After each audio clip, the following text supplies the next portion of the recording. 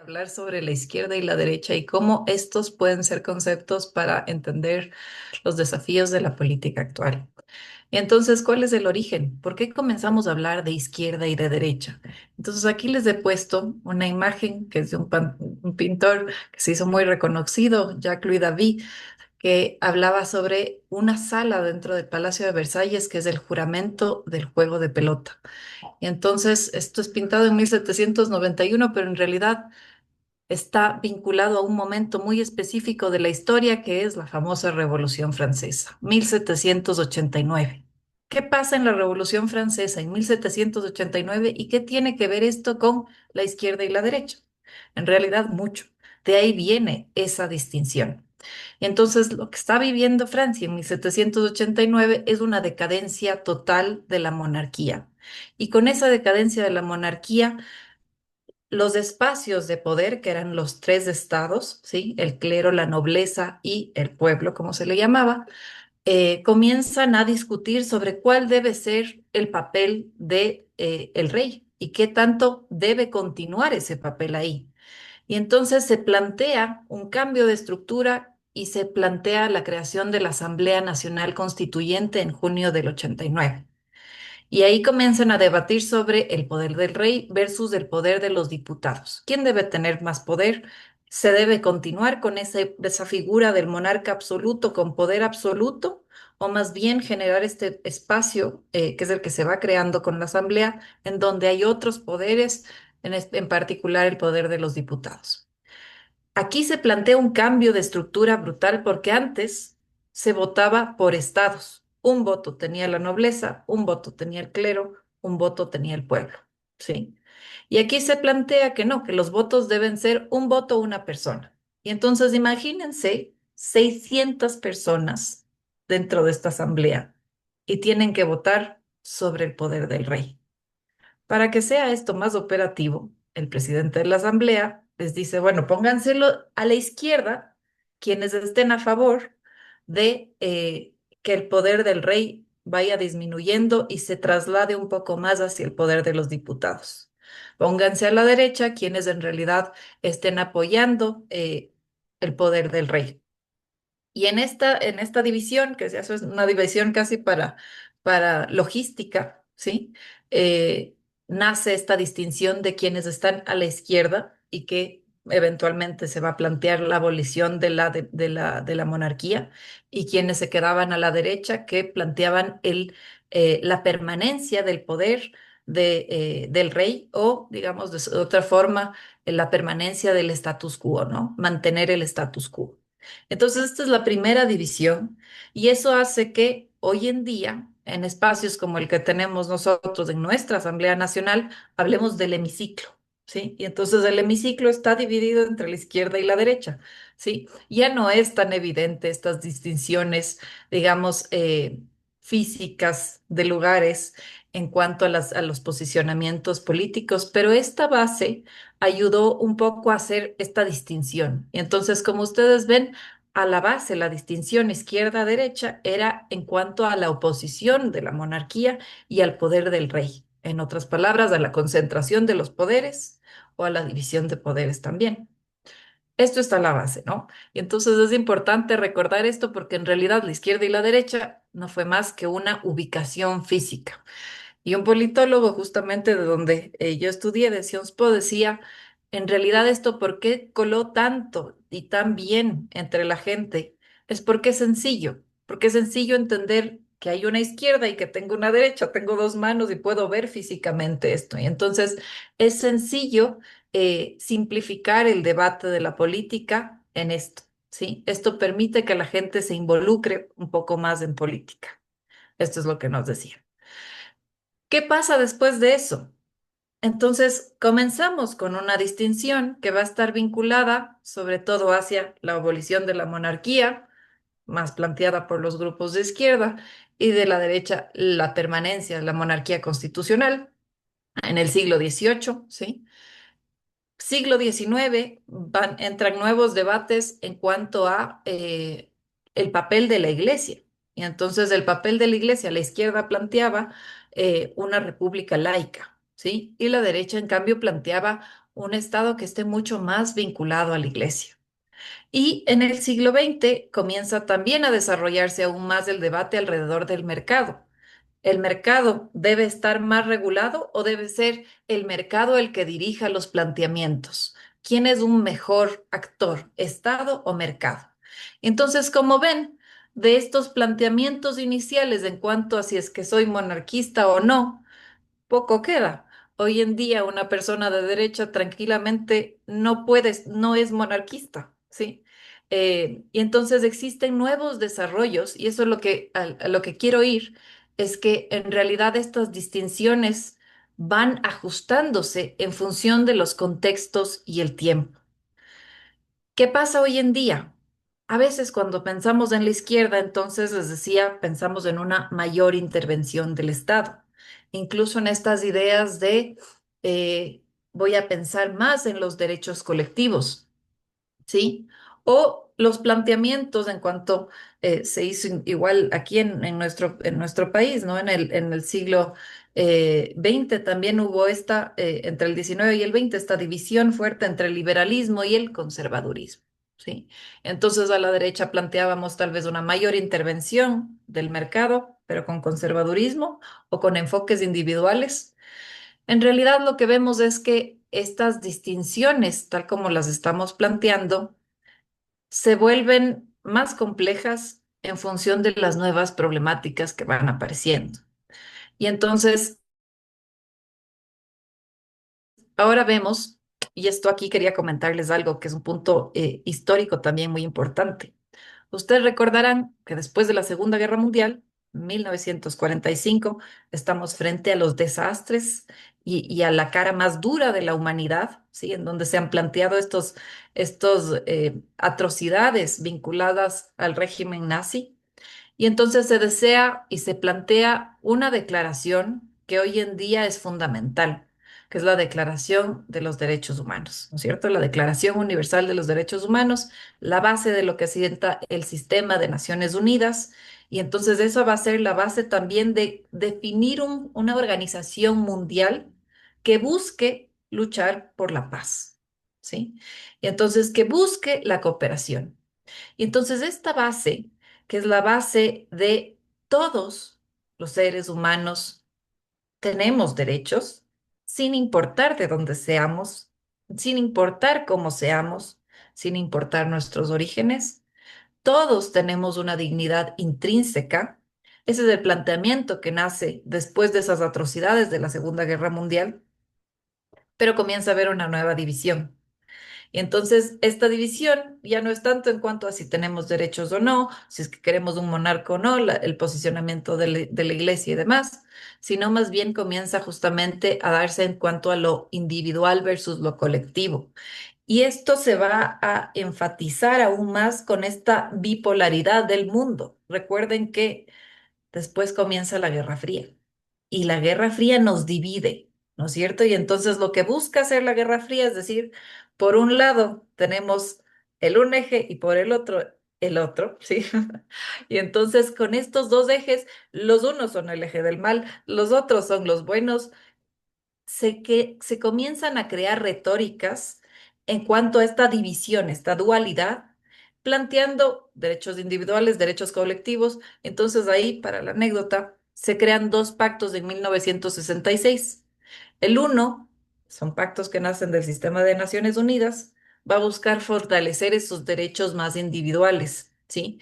El otro, más los derechos colectivos. ¿Cuáles son estos derechos individuales? Derechos como el derecho a la vida, el derecho al voto, a la libertad de expresión, que van a estar vinculados al Pacto Internacional de los Derechos Civiles y Políticos. El otro pacto que se firma y se aprueba a la par es el Pacto Internacional de los Derechos Económicos, Sociales y Culturales, en donde aparecen derechos como el derecho a la educación, ¿sí? El derecho a la salud, derechos un poco más colectivos.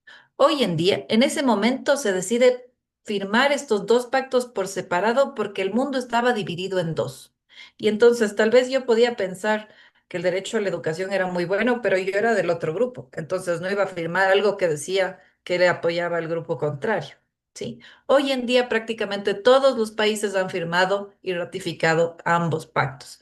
¿Por qué? Porque hay un consenso de que los derechos son fundamentales. Y entonces, en realidad, la importancia del derecho a la salud o del derecho a la educación es igual de importante que el derecho al voto o el derecho eh, a poder participar libremente, a la libertad de expresión. ¿Sí? Y entonces hoy en día hay ese consenso en cuanto a los derechos.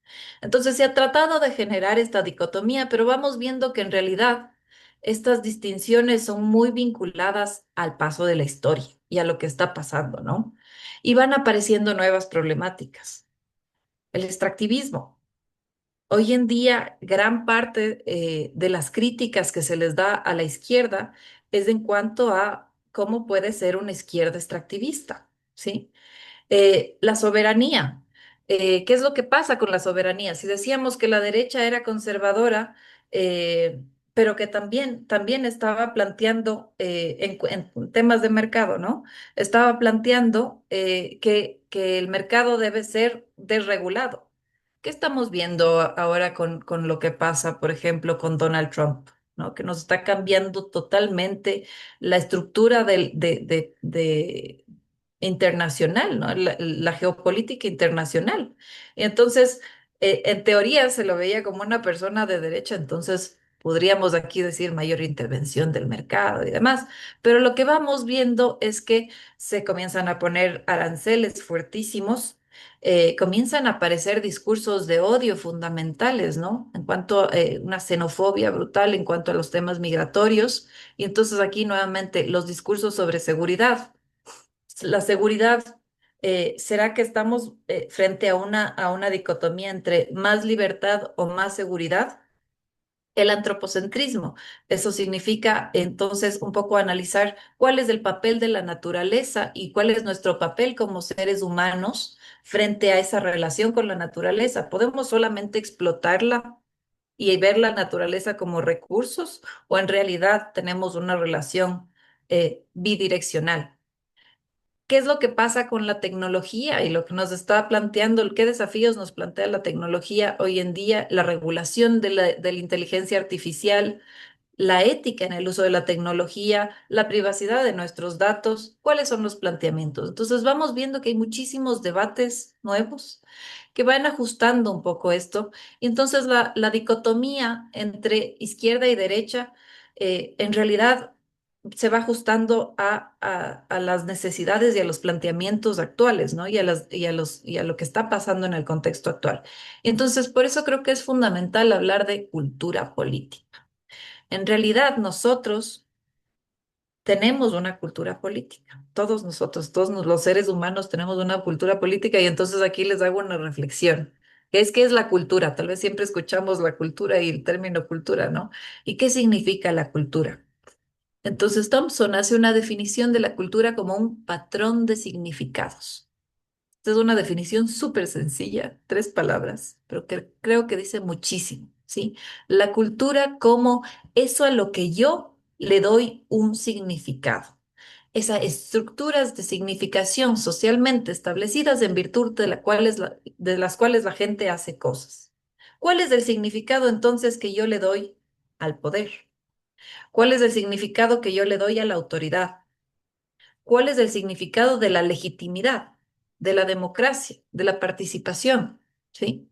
Todo eso me va a plantear justamente esta cultura política y en realidad nuestros entornos, lo que leemos, lo que buscamos, con quienes hablamos, con quién y cómo interactuamos, va a crear esta cultura política. Y quiero que se queden justo con eso que les acabo de decir ahorita. ¿Con quién y cómo interactuamos? Quédense con eso y ya les llevo hacia donde les quiero plantear. Esto significa en realidad, y quiero que esto nos llegue a todos, es que nosotros como seres humanos somos seres políticos, ¿sí? Somos seres políticos. Tenemos en nuestra propia naturaleza la política. Esto ya lo planteaba Aristóteles hace un montón de tiempo, diciendo que somos el son politicón, el animal político, ¿no? Y entonces, ¿será que aquí les he traído dos autores, uno súper controversial que se llama Avi Tushman, tiene este libro que se llama Nuestra naturaleza política, Our Political Nature. Y tenemos el otro que es muy lindo y este le recomiendo a todos porque además es súper fácil de leer, de Noah Harari, Sapiens, de animales a dioses. Entonces, por ejemplo, Tushman lo que nos dice es que en realidad somos seres políticos por necesidad, ¿sí? Porque teníamos la necesidad de cooperar. Cuando estábamos en nuestra época de caza, de recolección, en realidad necesitábamos cooperar, ¿sí? Entonces teníamos que dividirnos tareas, teníamos que cooperar y eso hace, la cooperación, hace que nos necesitemos los unos a los otros y entonces que tengamos que definir estructuras de organización de esas necesidades, ¿sí? Y nos va a decir también algo que es un poco más controversial, nos dice Tuchman, es que incluso en nuestros genes, genéticamente estamos diseñados para ser políticos, ¿sí? Y obviamente también le da un papel a la educación, al entorno, a la cultura, que influyen directamente en nuestra naturaleza política. Harari lo que nos va a decir, y esto es muy lindo porque hace una revisión histórica, ¿sí? Entonces nos dice, imagínense qué pasa cuando hay la revolución agrícola, ¿sí? Antes nos íbamos de un lado al otro, ¿no es cierto? Entonces, no solo cazábamos, recolectábamos, pero de pronto nos volvemos sedentarios, tenemos que estar en un mismo espacio, tenemos que entender cómo se produce, cuáles son los ciclos de la naturaleza, ¿sí? Y entonces esto hace que al estar en un mismo espacio, incluso se generan excedentes. Por primera vez con la revolución agrícola, antes se me acababan las frutas que estaban en este árbol y me tenía que ir buscando otro árbol. No tenía excedentes. Con la revolución agrícola se generan excedentes y con los excedentes entonces tengo que pensar en algo más complejo que es ¿qué hago con los excedentes? ¿A quién doy estos excedentes? ¿Será que estos excedentes me sirven para poder intercambiar con algo que no tengo?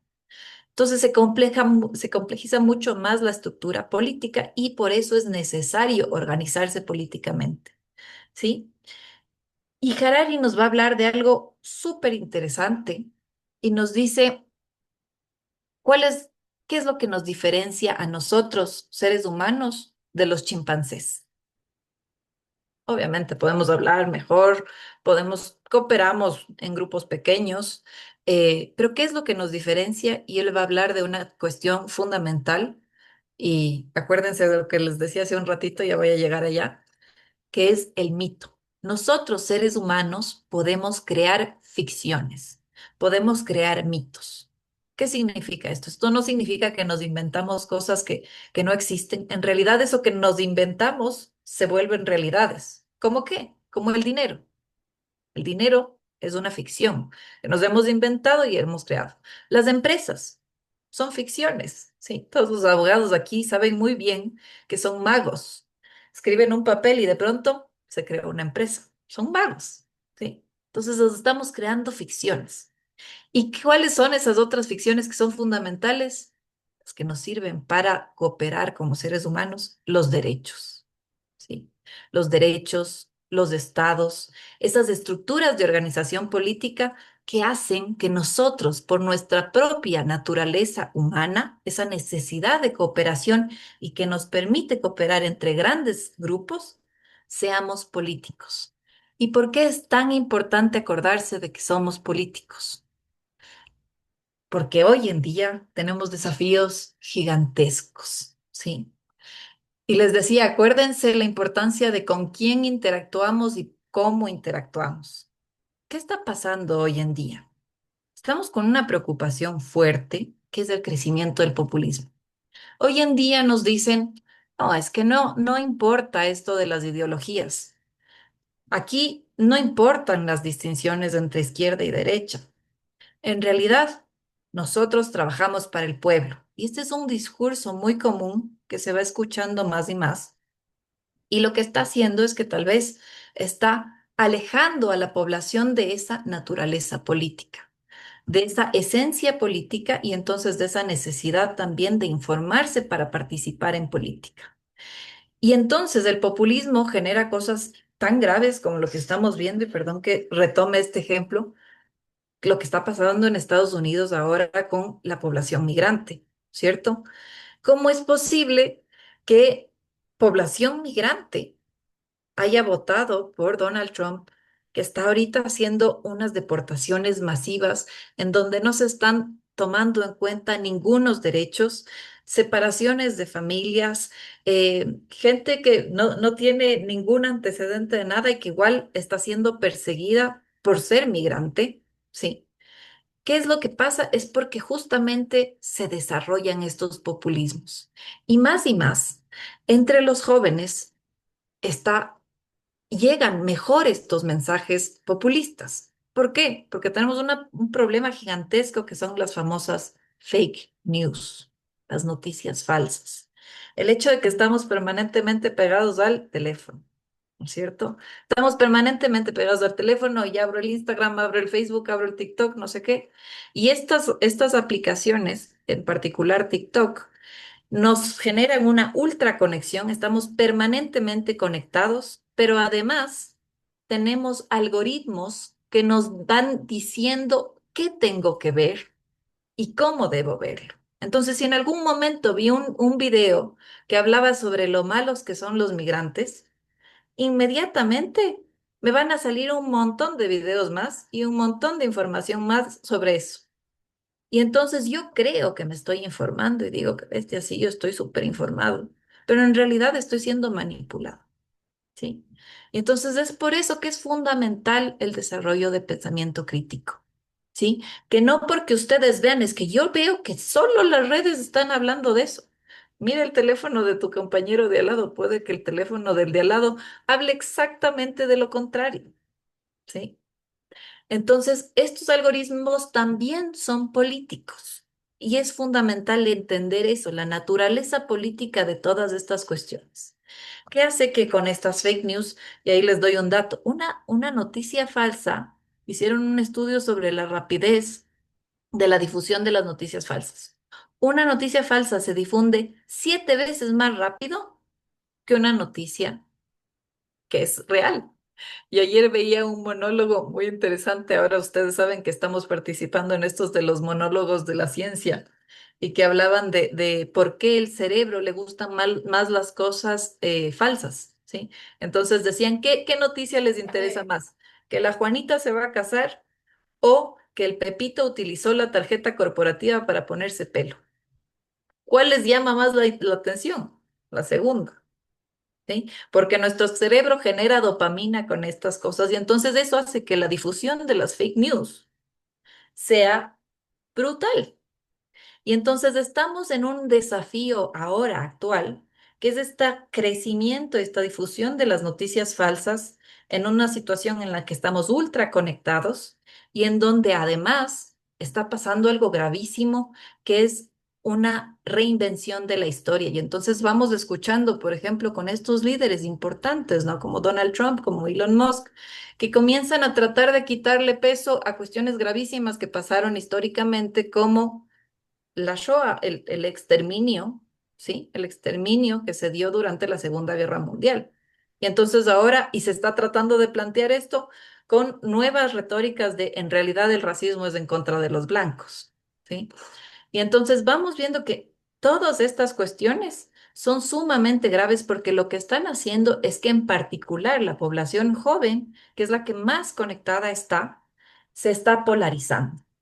Y entonces estamos creciendo muchísimo más hacia los extremos.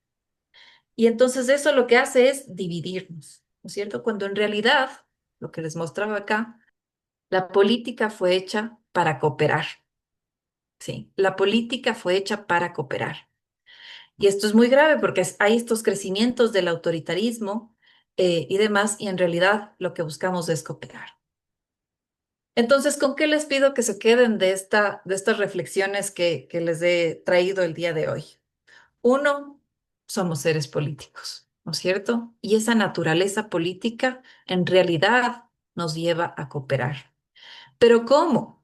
¿Cómo nos puede hacer que llevemos a cooperar? Es cuando nosotros ejercemos nuestra propia naturaleza política. ¿Cómo? Informándonos, utilizando el pensamiento crítico, ¿sí?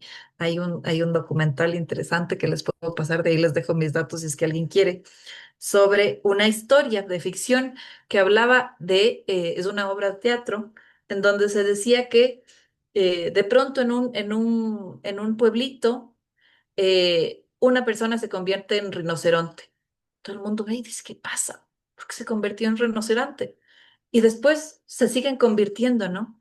Entonces, al inicio, que esto les generaba una preocupación, indignación y demás, deja de generar indignación hasta que se queda solo una persona luchando y diciendo, no, yo no me voy a convertir en rinoceronte. ¿Sí? Y en realidad el autor de esta obra hizo una analogía del fascismo, ¿sí?